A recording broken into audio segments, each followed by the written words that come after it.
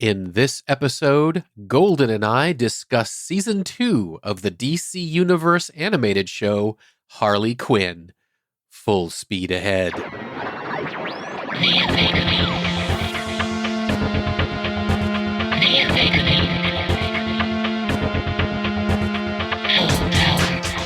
Welcome to the Omega Beam number 84. I'm your host, Oren Merton. And this is our second week in a row now talking about an adult animated series that just concluded a season. This time around, we're talking about Harley Quinn Season 2, which just finished airing on the DC Universe streaming channel, although I think it might be available elsewhere, and you can certainly purchase it in the digital video stores like iTunes, Google Play, all that.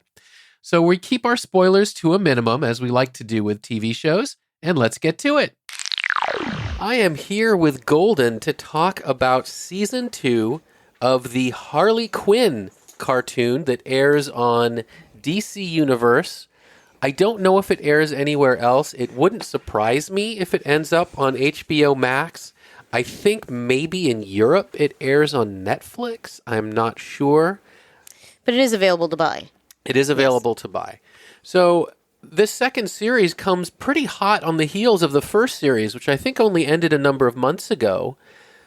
Yeah, season 1 ended in February. Yeah, so end of February. Here we go with second season, another 13 episodes. So I'm guessing it's like when the live action shows have like a mid-season break because they have to finish up their effects and post-production. So they'd probably done 13 and figured, you know what, let's just release 13 as season 1.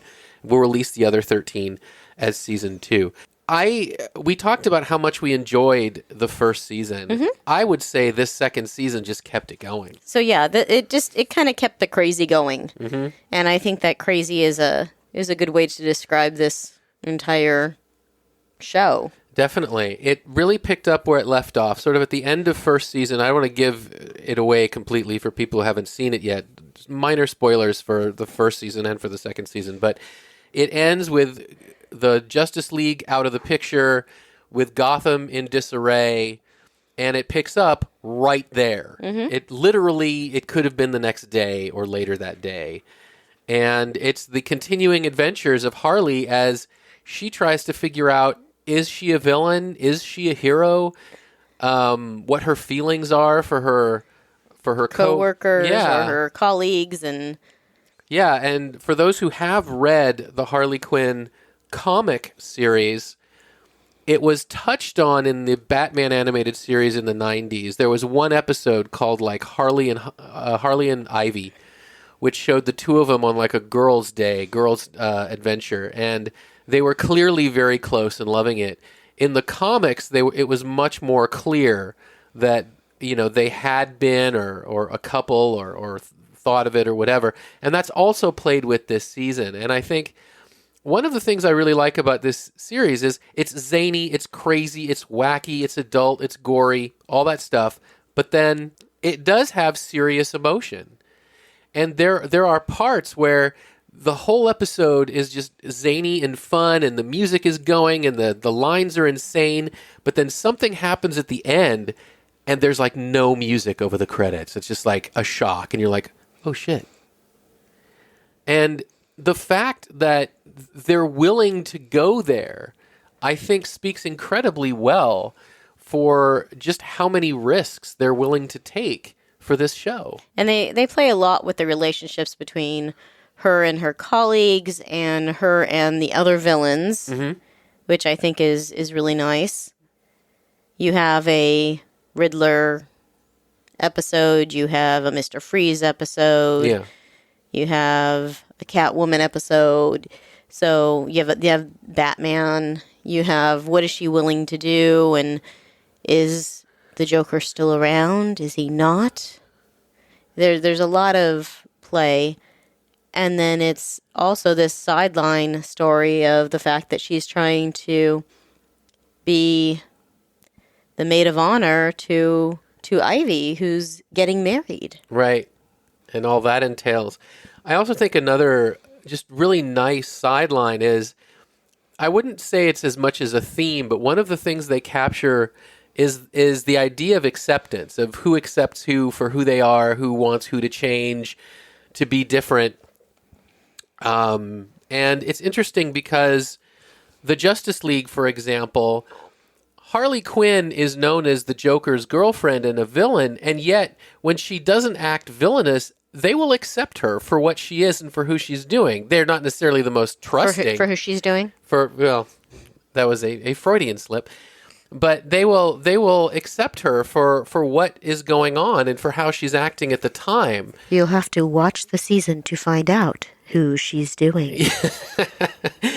It's a really, I think, well written for what it is series, and I had a lot of fun. It's not just accepting her. I mean, there is a very interesting acceptance and that kind of storyline involving the Joker. Right. Exactly. Or who she thinks the Joker is. Exactly. For those who did see the first season, again, without giving too much away, by the end of it, a lot of it involves the Joker, but by the end of it, he's not the main character anymore. He's not in every episode or whatever, and so that's how it begins with the Joker not in every episode and stuff. But he does obviously show up at a certain point, and it is like you said, it's a whole thing about where he fits in and what's going on with him. And it's just the level of writing for a half-hour zany adult animated comedy is really top-notch. And we also have to give credit to the voice actors, who I think really do a great job. Now, to me, Harley Quinn will always have that New Jersey, New York, Eastern Seaboard accent that she did in the original animated series, that she was given both by Margot Robbie in live action and Melissa Rauch in the Batman animated movie, Batman and Harley Quinn. But as far as capturing the personality goes, I really have been enjoying Kaylee Cuoco. Or Cuoco? Coco. Okay. I've really been enjoying her take on just the emotions and the feelings and bringing the character to life in that way. And all the others, I don't know the actress Lake Bell, who does Poison Ivy, from other things. I obviously know Alan Tudyk from a lot of things. Jason Alexander, obviously, from Seinfeld. Christopher Maloney from Everything in the World. Tony Hale, Diedrich Bader. Right. Jim Rash from Community. It's just, there's a really, really top-notch cast, and they all do justice to these characters. And that just adds to the overall quality of the whole thing. It's just fun. It's fun, but it also does emotionally reach you.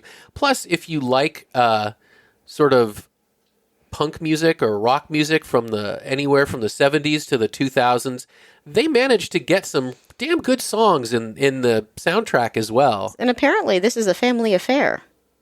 Yeah. Because Brianna is Kaylee's little sister. Yeah. And she's doing Batgirl Barbara Gordon. Right. I remember an interview where she was talking about how much fun it was to have her sister in it as well. Yeah, Kaylee's one of the producers, so obviously she has some voice in the casting. Yeah, she has a little bit of pull there. So, yeah, I think this is a really great show. Speaking of HBO Max, it's really up in the air what's going to happen to DC Universe. We've already seen Doom Patrol, which was probably the best DC Universe show. It's now on HBO Max. I recently got an email as a DC Universe subscriber saying, "Do you want HBO Max? Because we'll give it to you for $5 a month."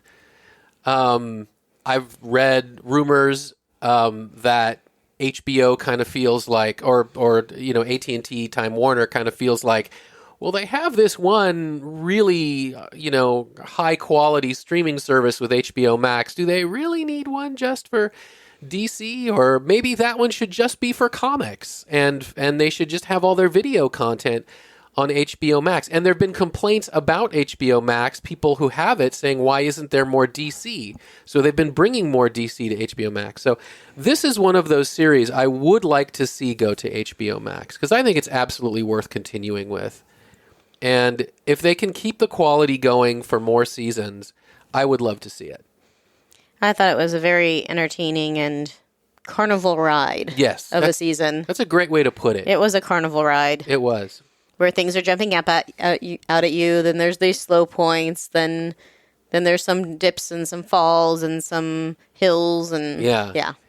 This is a show where I think it would be so much fun just to sit in the writer's room and just see how they pitch ideas, because some of the absolute craziest stuff just shoots out at you. I would have a feeling that they actually do have, like, this is where we want to start and this is where we want to end, and then let's look at everything in the middle. Right. And that'd be my guess. I think you're right, and I think this is probably one of those rooms where it's like, no idea is too crazy. No matter what it is, throw it out. You know, one of the constant gags of season 1 was that Dr. Psycho issued a misogynist pronouncement that was so vulgar, even the other villains didn't want anything to do with him for it. And I just have to wonder, how did that come? I mean, how did that come out in the writer's room? I'm guessing it was just somebody said, "Oh, what if he says this?" And everyone's like, "Oh my God, that's over the line." You know, even these like horrible murderers are like, I don't know. But, you know, they'll go anywhere. They'll throw any idea out. And it makes for a show that goes in directions you don't expect. And in a world where it's so easy for things to be formulaic, that's really refreshing and exciting to me. Yeah. If you've ever enjoyed, like, the Batman animated series or the Harley Quinn character, definitely, if you have not gone back and watched season 1, watch season 1 and then have a lot of fun watching season 2. Absolutely. So, Golden, thank you very much. And in honor of how Kaylee likes to take her show out with Woof Woof, we have a special for you. Woof woof.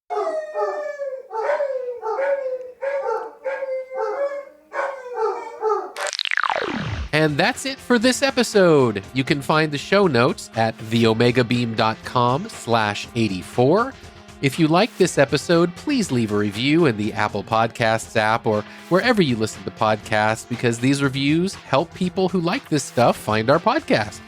If you have any comments or suggestions, please drop us a line at info@theomegabeam.com. Be good to yourselves and each other, and we'll catch you next time.